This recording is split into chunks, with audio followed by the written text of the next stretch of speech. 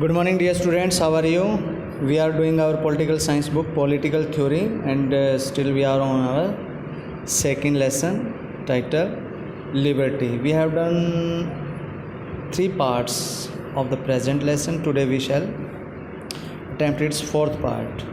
So let us do. We shall begin from harm principle. Today we shall begin from harm principle, means Hani Siddhant.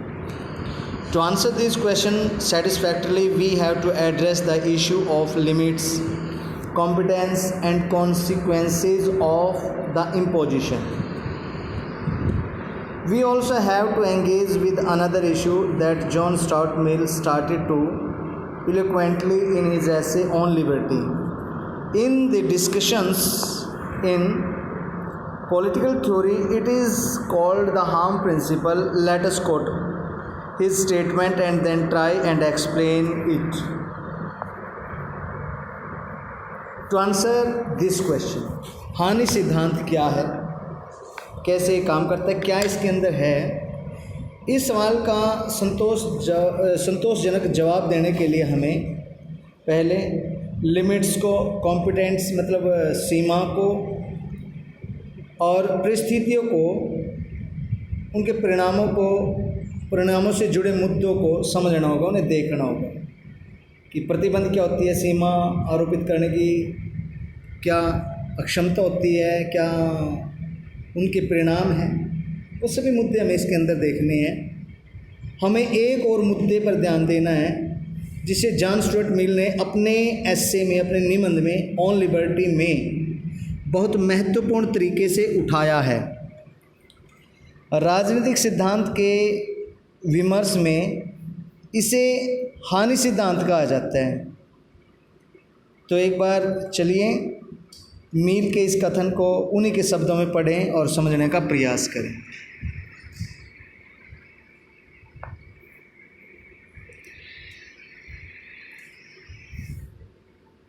The principle is that the sole end for which mankind are one, individually or collectively, in interfering with the liberty of action of any of that number is self-protection.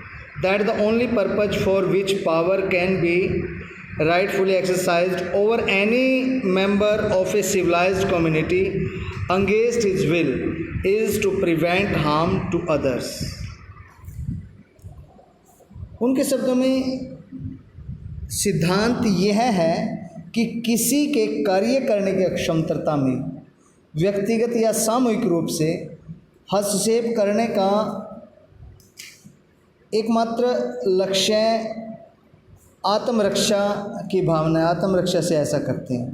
सभ्य समाज के किसी सदस्य की इच्छा के खिलाफ शक्ति के औचित्यपूर्ण प्रयोग का एकमात्र उद्देश्य किसी व्यक्ति को हानि से बचाना भी हो सकता है। ये किनके शब्द है? ये मील के शब्द है, जिन्होंने लिबर्टी के बारे में अपनी एक विचारधारा प्रस्तुत की है। मील introduces here an important distinction. He distinguishes between self-regarding actions, that is those actions that have consequences only for the individual actor and nobody else, and other regarding actions, those actions that also have consequences for others. He argues that with respect to actions or choices that affect only oneself, self-regarding actions, the state or any other external authority has no business to interfere. Or put in simple language, it would be, that is my business, I will do what I like, or how does it concern you?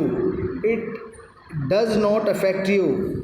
In contrast, with respect to actions that have consequences for others, actions which may cause harm to them, there is some case for external interference.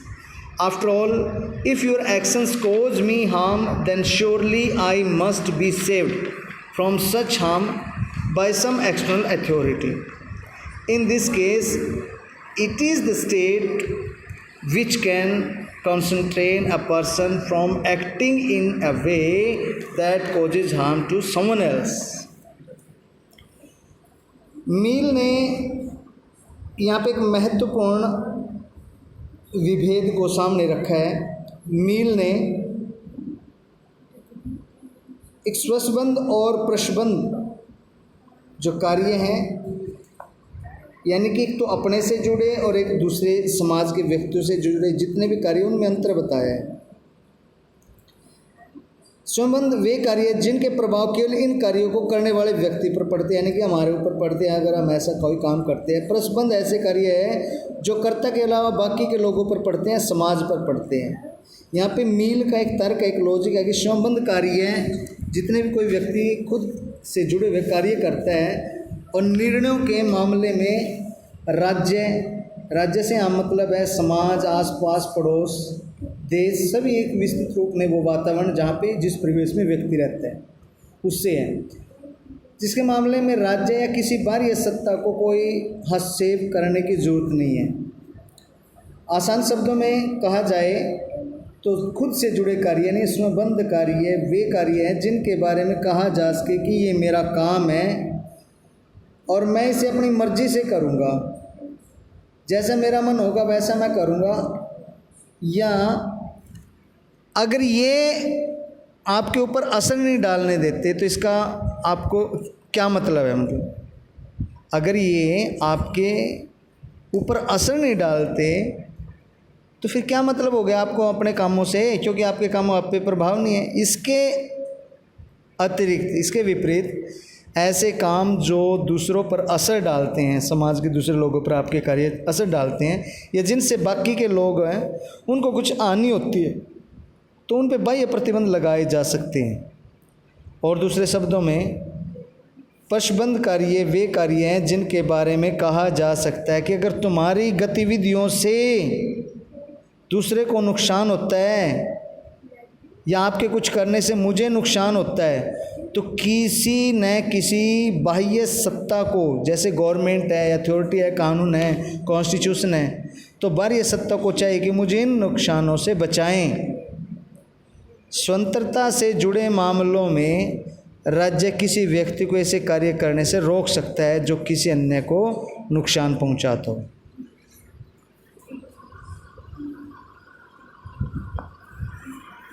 However, as freedom is at the core of human society, is so crucial for a dignified human life, it should only be concentrated in special circumstances. The harm caused must be serious. For minor harm, Mill recommends only social disapproval and not the force of law.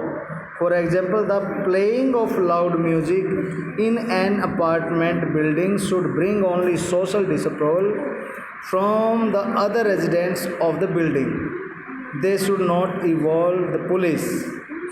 They should indicate their disapproval of the inconsequences that playing loud music has caused them by perhaps refusing to greet the person who plays the music, disregarding the harm it is causing others. The harm that playing loud music causes is that of preventing those in other apartments from talking or sleeping or listening to their own music. तो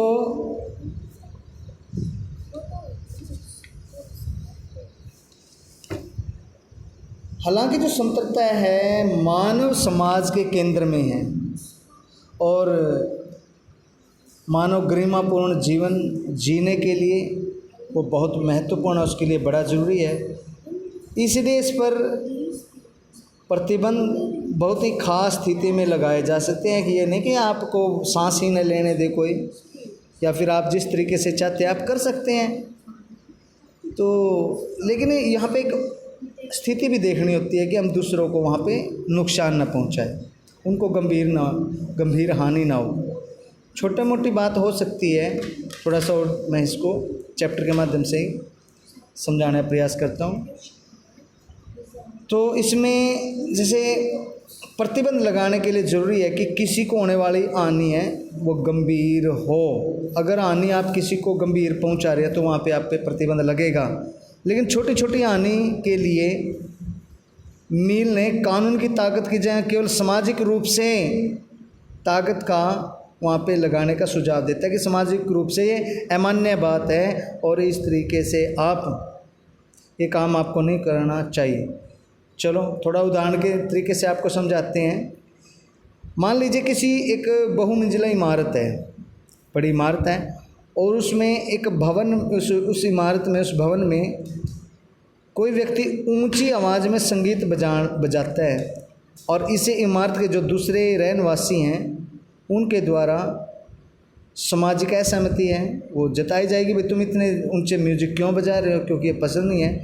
इसमें police को शामिल नहीं किया जाना चाहिए, क्योंकि जो व्यक्ति औरों को होने वाले नुकसान की परवाह न करते हुए ऊंची आवाज़ में संगीत सुनता है तो वो सामाजिक प्राणी। चाहे तो बाकी लोग उसका अभिवादन करना बंद कर सकते हैं, बस उससे बात ना करो,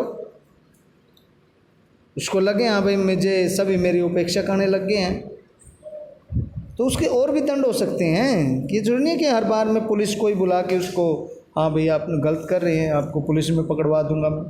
तो ऊंची आवाज़ में संगीत सुनना बाकी के लोगों को वहाँ पे बातचीत करने में, उनके सोने में, उनको अपना खुद का संगीत होता है, उनको उसको सुनने से रोकता है, टोकता है, उनसे दिक्कत आती है उनको। तो ये छोटे छोटे नुकसान हैं और इसके लिए कोई हमें कानूनी मदद की ज़रूरत नहीं होनी चाहिए। इसके लिए केवल सामाजिक असहमति दर्शाना ही काफ़ी होगा। यह कानूनी दंड के लिए कोई उपयुक्त मामला नहीं है कि भाई जाके आप उसको फांसी लगवा दोगे, उसको कैद करवा दोगे, ऐसा नहीं हो सकता ना। वहाँ पे केवल वो सामाजिक असहमति वहाँ पे दर्शाई जाएगी, आप उसका बायकॉट करें जिस तरीके से वो समझ में आए उसके ये पड़ोस में वो क्या कर रहे हैं। ऐसे किन्हीं कार्यों को बोलते हैं प्रतिबंध कार्य, यानी कि इस पर कानूनी सख्ती के प्रतिबंध लगाए जाते हैं, लेकिन केवल तभी लगाए जाते हैं जब वे निश्चित व्यक्ति को कोई गंभीर नुकसान पहुंचाए, तभी ऐसा हो सकता है। नहीं तो समाज में समतलता के रक्षा के लिए थोड़ी बहुत आपको असुविधा या लोगों को असुविधा भी वो सहन करनी पड़ सकती है और इससे कोई बुरा नहीं है। Next,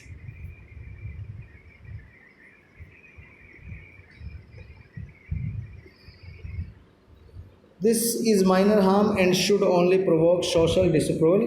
It is not a fit case for legal punishment.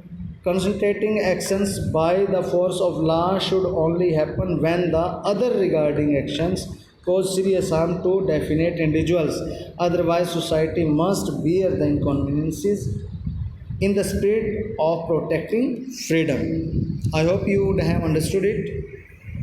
So let us think, यहाँ पे कुछ ऐसा दिया गया है, इसके बारे में आप पढ़िए, चर्चा कीजिए।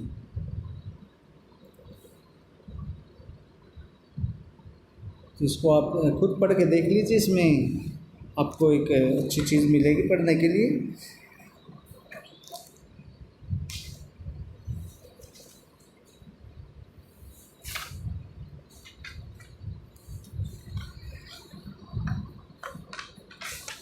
People should be ready to tolerate different ways of life, different points of views, and the different interests, so long as they do not cause harm to others. But such intolerance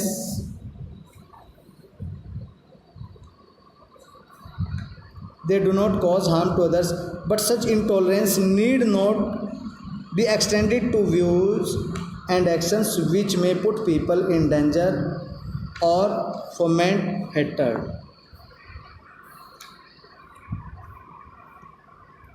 Angeshte. Hate campaigns cause serious harm to the freedom of others, and actions that cause serious harm are actions on which constraints can be imposed. But we must make sure that the constraints imposed are not so severe that they destroy freedom itself. For example, we must not ask for life imprisonment for those who only conduct hate campaigns. Maybe some restrictions on their movement or some curtailment to their right to hold public meetings can be considered, especially if they continue to carry on this campaign in spite of warnings by the state to desist from conducting such campaigns. तो लोगों को अलग अलग तरीके से अपने जीवन के जीने का या अपने अपने दृष्टिकोण से या अपने अपने अलग अलग हितों को सहन करने के लिए सब तरीके से उनको तैयार रहना चाहिए, जब तक कि वे दूसरों को नुकसान न पहुंचाने लगे। अगर नुकसान पहुंचाते हैं तो उसमें वहाँ पे कानून की आप मदद लें बेहिचक। लेकिन ऐसी सहनशीलता का विस्तार उन विचारों या कार्यों तक करने का ज़रूरत नहीं है जो लोगों को खतरे में डाले या उनके प्रति नफ़रत का जहर फैलाए। घृणा प्रचार करना, गंभीर अक्षति पहुंचाने वाले कार्यों पर प्रतिबंध लगाए जा सकते हैं, लेकिन हमें यह ध्यान रखना चाहिए कि प्रतिबंध इतने कड़े नहीं हों कि संतरता ही नष्ट हो जाएं। उदाहरण के लिए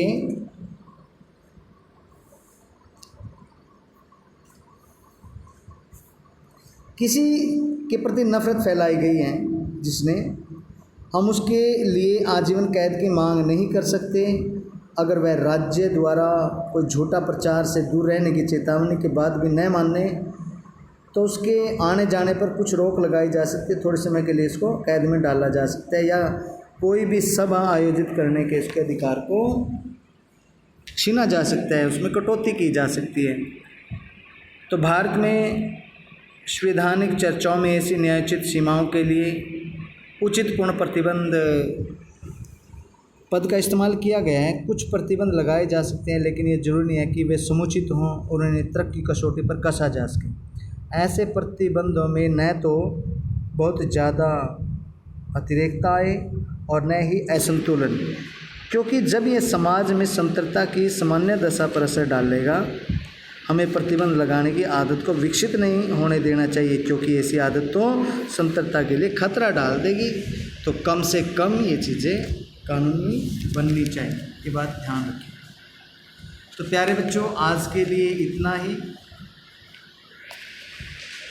कल को नेक्स्ट जो पार्ट हमारा 5th पार्ट, उसको लेकर मैं आऊँगा, आपको समझाऊँगा। अगर कोई प्रॉब्लम आती है तो मुझे ज़रूर समझाएं। तो थोड़ा सा मैं जो पीछे थोड़ा छूट गया था इसको मैं कंप्लीट करवाने की कोशिश करता हूँ।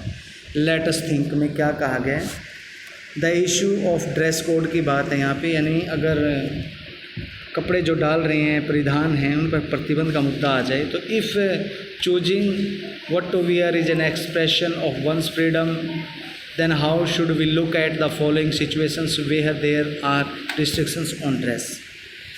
अगर हमें कपड़े के चयन करने पर अपनी संतरता है, वो अभिव्यक्ति है, वो दी गई है, तो नीचे दिए गई कुछ स्थिति है उसको किस तरह देखेंगे, जिसमें ख़ास तरह के एक कपड़े पहनने पर प्रतिबंध लगाया गया है।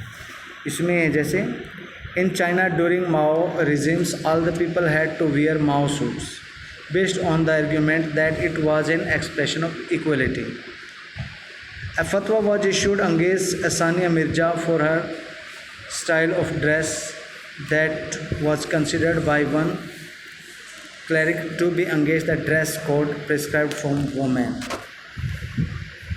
The rules of a test match in cricket require every cricketer to wear white dress. Students are required to wear school uniforms.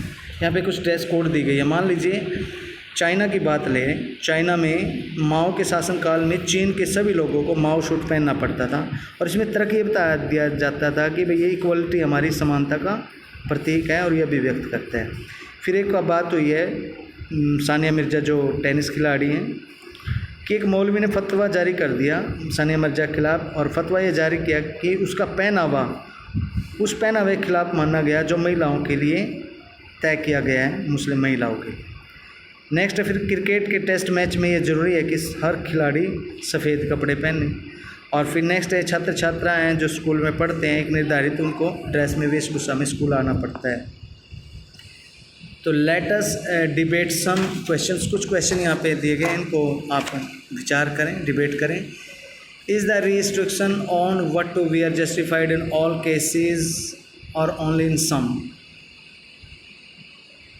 When it constitute a constraint on freedom? मनचाहे कपड़े पहनने पर प्रतिबंध सभी मामलों में न्यायोचित है या कुछ एक में? आप क्या मानते हैं? ये स्वतंत्रता पर प्रतिबंध लगाता है या नहीं लगाता है, और यह मामला कब बन जाता है इस तरीके से? Who has the authority to impose these constraints? Should religious leaders be given the authority to issue decree or on dress? Can the state decide what one should wear? Should the ICC shut down rules of what to wear when playing cricket? Next, जैसे इन प्रतिबंधों को लगाने का अधिकार किसको दिया जाए? क्या धार्मिक नेताओं को दे दिया जाए कि क्या कपड़े पहनने चाहिए क्या नहीं, वो निश्चित करेंगे? या राज्य को यह अधिकार दे दिया जाए कि कोई क्या पहने या क्या नहीं? क्रिकेट खेलते समय अगर खिलाड़ियों के पहनावे के नियम तय करने के लिए अंतर्राष्ट्रीय क्रिकेट कंट्रोल बोर्ड क्या है कि सही है संस्था ICC, भाई उसी की बात हमें माननी चाहिए। Next is the imposition excessive? Does it diminish the many ways people have of expressing themselves? क्या प्रतिबंध आरोपित करना अन्यायपूर्ण होता है? क्या कहीं ऐसे तरीके हैं जिनसे व्यक्ति के अभिव्यक्ति को कम करते हैं इससे? और जैसे what are the consequences of accepting the impositions? Will the society become equal if everyone dresses the same way in China? Or are women being denied the participation in sports if they cannot wear clothes that would help them to compete effectively? Will the game be affected if cricketers wear colored clothes? क्या होगा कि अगर महिलाएं ऐसे कपड़े न पहन सकें जिनमें वे पुरजोर तरीके से संघर्ष कर पाए, तो क्या यह माना जाएगा कि खेल में सहभागिता से वंचित की जा सकती हैं? अगर क्रिकेट के खिलाड़ियों को रंगीन कपड़े पहनने के लिए दे दिए जाए तो उस पर क्या प्रभाव पड़ेगा? ये कुछ चीज़ें आप सोचिए और इनको समझ के डिबेट कीजिए। आज के लिए प्यारे बच्चों इतना ही। Thank you. Have a good day. May god Saraswati bless you with great age of knowledge.